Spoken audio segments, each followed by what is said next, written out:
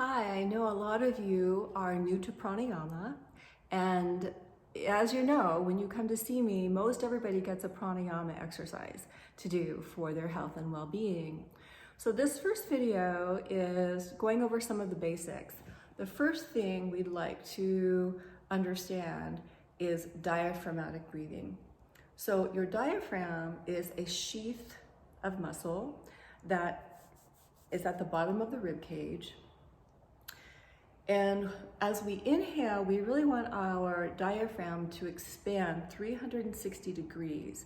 What this does, the muscle flattens out, spreads wide, and that allows our rib cage to expand so that when the inhale is coming in, you have more room for the air to flow in. You get a bigger inhale, more volume, more breath can come in deep, deep, deep down. That's what we want in diaphragmatic breathing. Now, when we exhale, we want just the opposite. The diaphragm is expanded on the inhale, and then as we exhale, the diaphragm kind of shrinks and pushes up. Inhale, the diaphragm spreads out. Exhale, it pushes up. So when we push up the diaphragm to give it a little extra help, what this is doing is that the breath is flowing up and out. So to give it some extra help, we want to pull in the perineum. We want to lift the pelvic floor and draw the navel point back to the spine.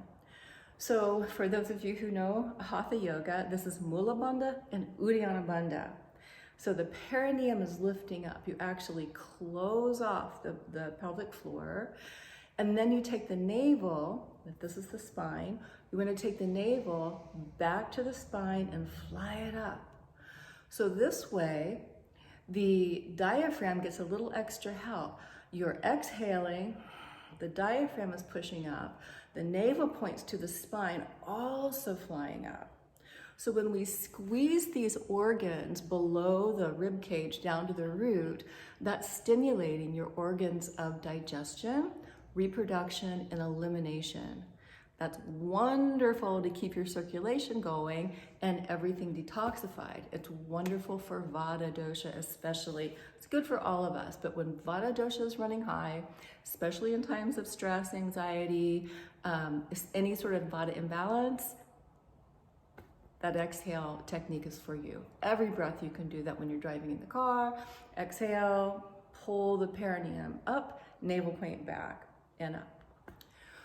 Okay, the next thing we'd like to talk about is the alternate nostril breathing. So when we start our practice, we won't go through all this instruction. This is just giving you some background. When we do alternate nostril breathing, we want to close off one nostril as we're breathing in, and we might breathe out of that nostril.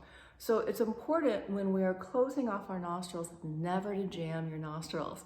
These nostrils are your pranic antenna. This is where breath is flowing in, and we know our vital energy, prana, rides on the breath. So when we're closing off the nostril, only use just enough pressure to close it so that no air can come through. The other thing, this is kind of a secret technique, yogi technique. When you're sliding your finger down, on the right nostril, you're going to be using your thumb. On the left, you'll use your pinky, your ring finger, not the pinky, ring finger. You'll slide the finger down, and you'll find where the cartilage is. Then you find a little depression. There's a marma point right there, right on the side of the nostril. If you can find that little point, even extra benefit, because that's going to give a little bit more subtle energy strength to the sinuses, also to the subtle mental channels. So when we are closing off the right nostril, slide down and put the thumb in. When we're closing off the left nostril, slide your ring finger till you find it, and that's how you close it. These fingers aren't going to be working at all. You're using your thumb and ring finger.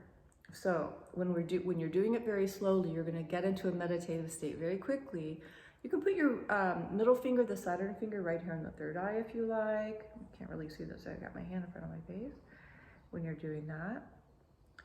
Some people keep their fingers closed. There are many mudras that are used for this practice. Some people you'll see doing this. There are many, many, many techniques for this. Don't worry about that. There's really no right or wrong. These are just subtleties, and it also depends on how your teacher taught you. The bottom line is we want to close one nostril as you're breathing in and the other one when you're breathing out. Now, third thing before we actually start some practices is the use of a metronome. So if you've taken piano lessons or music lessons, you may have one of these at home. I usually have one. I don't have one with me. So what I normally tell people when they come in to see me is that don't download a metronome app. You just end up playing with it the whole time, and then you have to choose the tone, everything else. It's not necessary.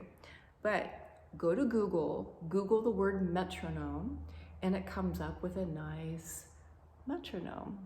And you see I've set it to 60. It's got a nice tone.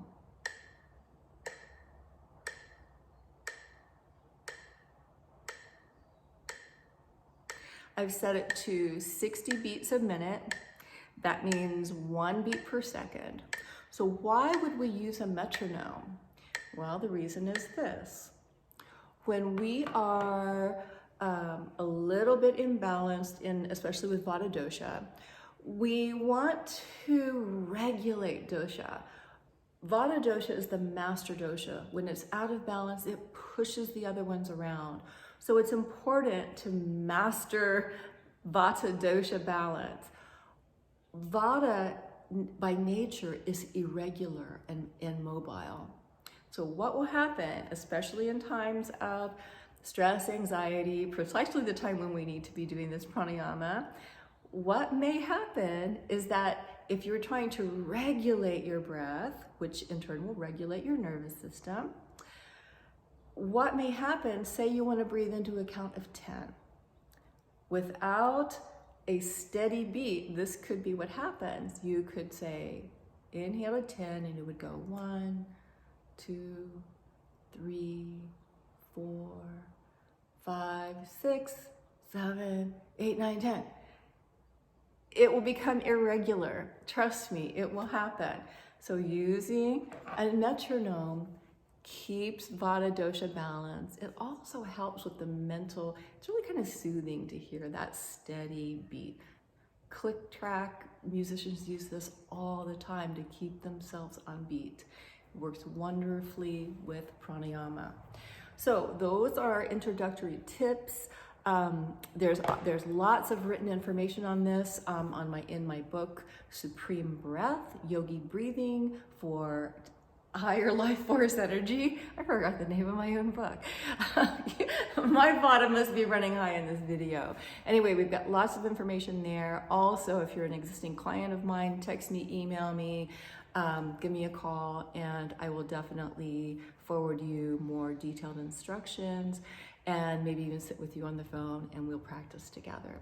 So next video, we're not doing a lot of instruction. We're going to go into diaphragmatic breathing, slow, deep, even breathing, and alternate nostril breathing. All right, be well, be happy. See you soon.